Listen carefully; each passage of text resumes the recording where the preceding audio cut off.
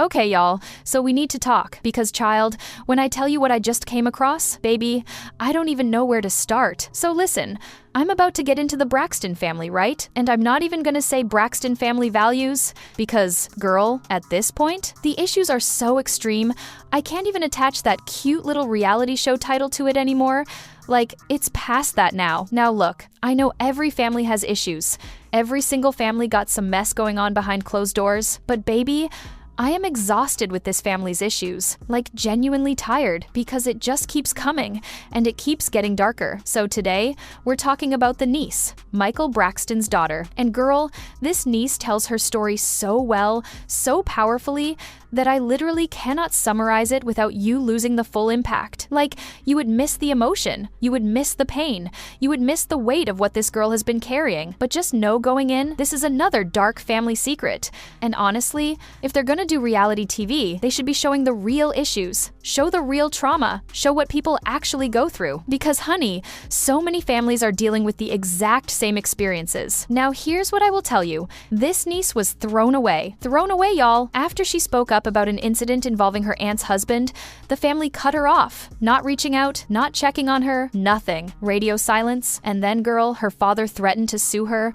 Her own daddy threatened to sue her for telling her own story. That's where we're at. So I'm about to play some of the audio and video from the niece, and then I'm gonna come back and we're gonna get into all of this because baby, it's a lot. It is about how one of my aunts in my family do not talk to me because they think that I, at the age of 16, did something with her partner at the time. And I have been a nervous wreck to talk about something like this and to tell this story. A, because of my family, because I don't want people, it's not to hurt people to tell my story.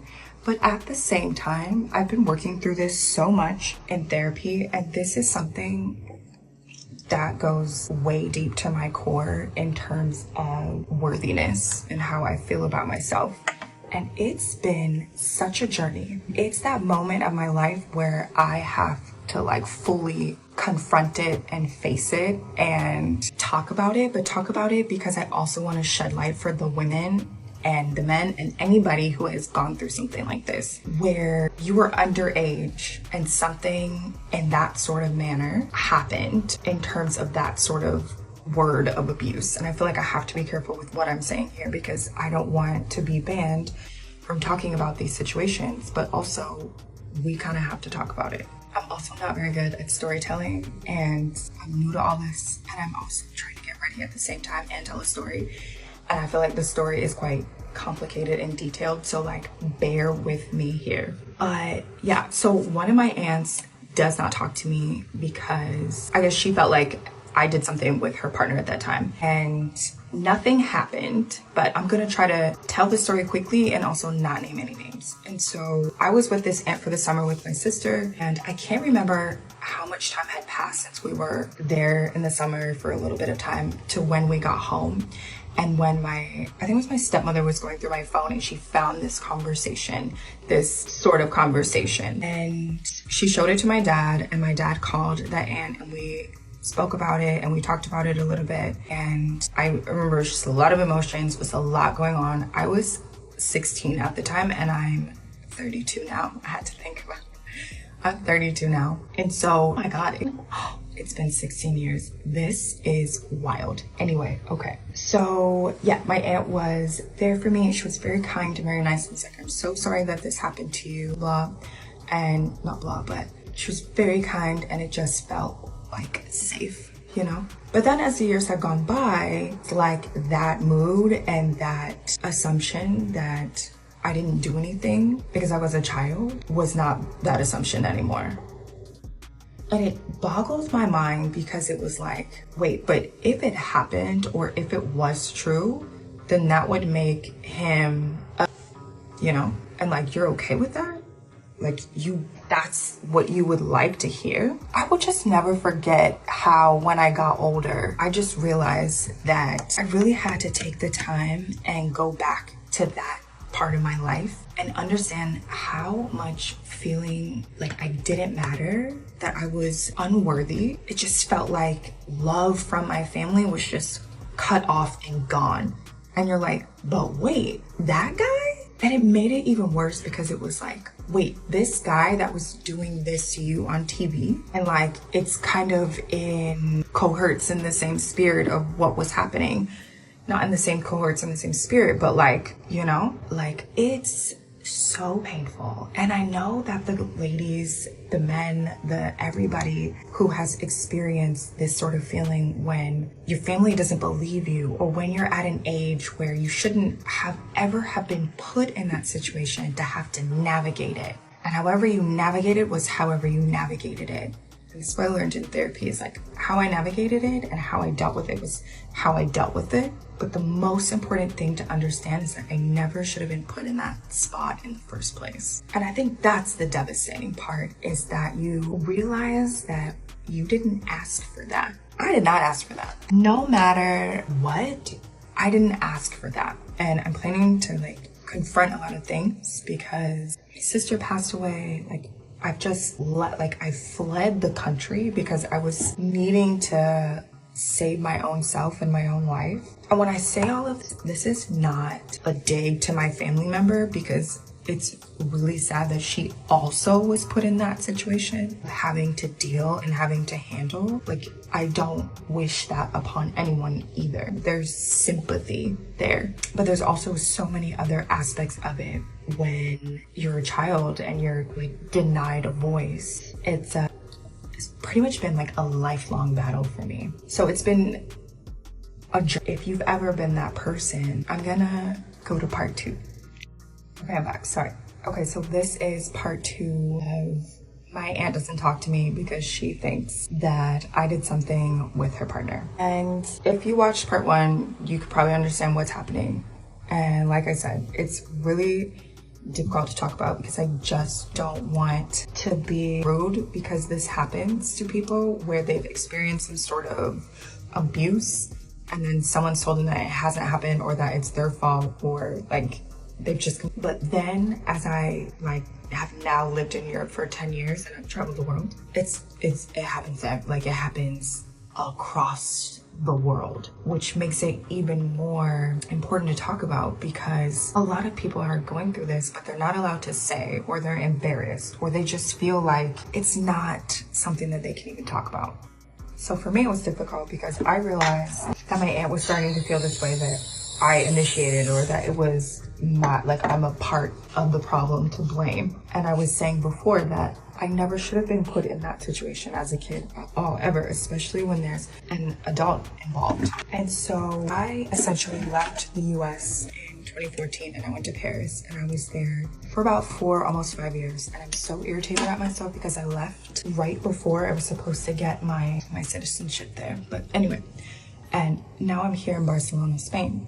And I've been in Europe for almost like 9 years now. And this subject has just come up for me in my therapy. And I'm addressing it, and I'm talking about it, and I'm shedding light on it, and I'm shedding awareness on it. And I just want to encourage other people, share your story, and to find love and to find self-love for yourself and for everyone else involved, and just know and understand that it's not your fault. And I know that you did not ask life to give. Okay, so I'm back. And girl, where do I even start? So the niece, her name is Ashlee. Ashlee was 16 years old when this happened. 16. A whole child. And I need everybody watching this to understand. Why would a 16-year-old girl be blamed for a grown man's actions? Explain that to me. Make it make sense. From what Ashlee is saying, initially, her aunt treated it like she was innocent. Like, okay, you're a child. This isn't your fault. But then, as time went on, Ashlee started feeling like she was the one being blamed. Like somehow this was on her. Now, I'm not gonna sit here and say names just to say names, but baby, if you know this family, you know exactly who we're talking about. The man involved, that was Trina's husband. And listen, Tamar and Tawanda still talk to Ashlee. They're still in communication with her. So clearly, they know what happened. Clearly, they believe her. And it wasn't Tracy's husband because, girl, if it was Tracy's husband, they would have exposed him immediately. Tracy would have had his whole government name out there. But Trina's husband, child, he had a messy reputation. even though he has passed rest in peace and all that. But we gotta be honest, Ashlee even said he clowned Trina on TV. The same disrespectful energy he had toward Trina, that's the same energy he brought toward this 16-year-old girl. And you know what Ashlee did after all of this? She moved abroad. She went to Paris first, and then she moved around Europe. She left the country, y'all. That's how bad it got. Now, some of y'all might remember the Braxtons previously announced that a niece had passed away. That was Ashlee's sister. So Ashlee has already lost her sister, and she's over here just trying to survive and tell her story. And instead of getting support, she's getting threats and silence. But hold on, because it gets deeper. I saw one of publication on LinkedIn, and I stayed speechless. Because you mentioned that your mom gave up the custody of you and your sister, and she removed her name to your birth certificate. What was it? What happened? Yeah, when I was younger, my parents were married, and then my parents got a divorce, and then my mom decided to give us up to my dad. And then she took her name off of our birth certificate, and she decided to move on with her life, and she had a whole nother life and kids, and she was eight. Parents were very abusive to each other, and my stepmom was also very abusive to my sister and I as well. Physical, mental, emotional, all of it. But from those two was physical. Well, I mean, it was all the abuse. And then she decided, you know, to be that way with my sister and I. But then there were moments as well where my dad was also physically abusive as well. That's kind of the only memories that I really have of my. So in this interview that Ashlee did, she revealed so much more than just what happened with her aunt's husband. She talked about the abuse she experienced from her biological mother and her father, Michael Braxton. And then when her father remarried, the abuse continued with her stepmother. Y'all, this girl could not catch a break. She described these situations as just chaotic, cussing all the time, physical abuse, unstable care. It was a mess. Her mother eventually gave up custody to Michael, like, just handed her over. And then girl, get this. Her mother had her name removed from the birth certificate. Removed it. Like Ashlee never even existed to her. And after that, her mother moved on, started a whole new family, had new kids, and just left Ashlee behind, like she was nothing. Can you imagine that pain? Can you imagine being a child and feeling unwanted by both of your parents? Your mother doesn't want you. Your father is abusing you. Your stepmother is abusing you. Where do you go? Baby, that is soul-crushing. And here's the thing that breaks my heart even more. These details that Ashlee is sharing reveal what her late sister probably went through as well. Because if Ashlee was experiencing all of this, you know her sister was going through it too, and now her sister is gone. So when people ask why it's important for Ashlee to speak up, this is why. Because this isn't just her story, it's her sister's story too. And somebody needs to tell it. So Ashlee says that her father, Michael Braxton, contacted her specifically to tell her to stop talking, to be quiet, to shut up about what happened to her. And I just have to take a second here, because the audacity, the absolute audacity of this man to reach out to his daughter who he abused, who he failed, and tell her that she needs to protect his image. Girl, bye. I'm gonna keep it real with you on this journey, that you were gonna be in it with me, and I'm gonna give y'all some updates. So first update is that I got a message yesterday from my Faja, and he said to zip it up tight, don't speak. I know just what you're saying. Don't speak, girl. And that he lawyered up, and that I shan't speak of his name or the household and other things, etc., etc. And, you know, that he will take legal action. So I've decided to, again, not use his name, which I've been trying to do with everybody, not use anybody's names, but I'll also like speak and say like according to my childhood experience. But that doesn't mean that I'm gonna stop, that I'm going to be silenced. Everyone has the right to tell their story, and everyone has the right to say whatever it is that they wanna say. So I made a really good YouTube video, kind of like just updating y'all about like how I've been feeling, because this is just what happens also when you decide to tell your story, that not everybody's gonna agree with it, not everybody's gonna like it, not everybody is gonna, you know, cheer you on, and it's a roller coaster. There's gonna be moments where it is super awesome and amazing, and then there's just moments where you just don't feel good. But you know what I love? I love that Ashlee is healing. I love that she is refusing to be silenced. I love that she is standing in her truth and saying, no, I'm going to talk about this because I need to heal. I know. And I'm coming to the US January 28th to Atlanta to do Tamar's live podcast show. Now, before anyone says anything, please let it be known and let it be clear that as I am in this journey and in this process, and as I'm healing and like trying to understand all of this stuff, that it feels really good to have a family member behind me, okay? So please, before anyone says anything, like, let me have that. It's been a really long journey, and it's been a really long journey of not having people behind me. It's been a long journey of people not believing me. It's been a long journey of what do I even say? How do I say it? It's been such a long journey. So no one also owes me anything in this. But the fact that she supported me from the jump, the fact that she, I also just couldn't just leave. I live in Spain. I can't just get up and leave. So she also just made it so accommodating, herself, her team, for me to be there, for me to just she told me that I can say whatever it is that I want to say. She just supports. And that right there already feels really nice. It's really not anyone's job to like be there, but just the fact that she is really cool. And I know that I decided to leave the US. I decided to move across the world. I also just, that's just my personality, who I am. And so it's not easy for everybody to always be there and always be supportive, but just the fact that she's doing this, for me, it's a lot. I appreciate it, and it says so much. And you don't know how much better I feel. Now, this is not, a space and place where I'm going to be like talking bad about anybody, because that's nuts. The purpose of all of this in this instance is for me to show people that sometimes life brings you unfortunate circumstances.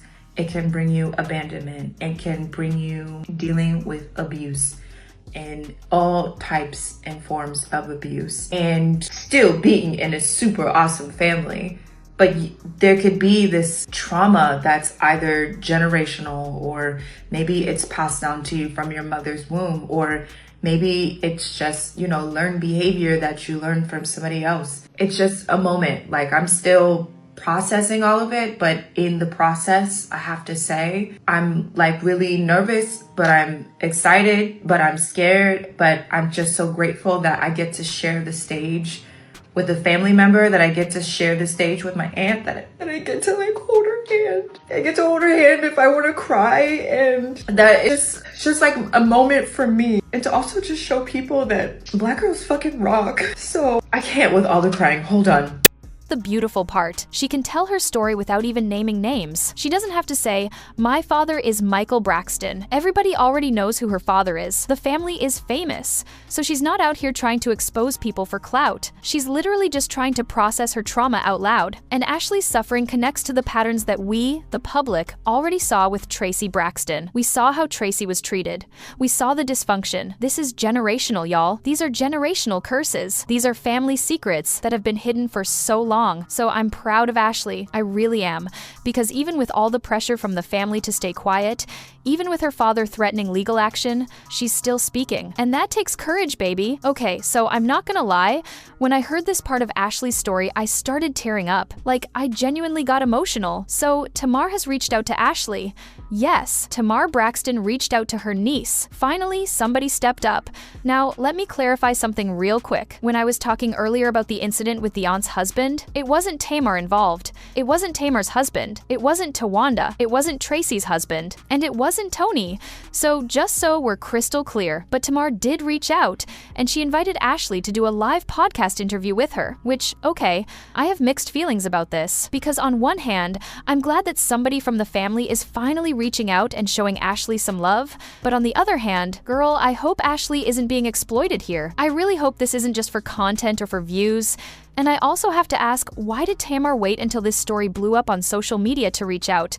Like, where was this energy before? Where was this concern before the whole internet was talking about it? I'm just saying. But you know what? Ashlee seems genuinely happy to have a family member finally support her. And that breaks my heart, because it shows you how starved she's been for real love, for real connection. This girl was treated badly by her mother, treated badly by her father, treated badly by her stepmother, and now, finally, somebody is showing up for her. Now, Ashlee doesn't live in the U.S. anymore. She's been in Europe this whole time.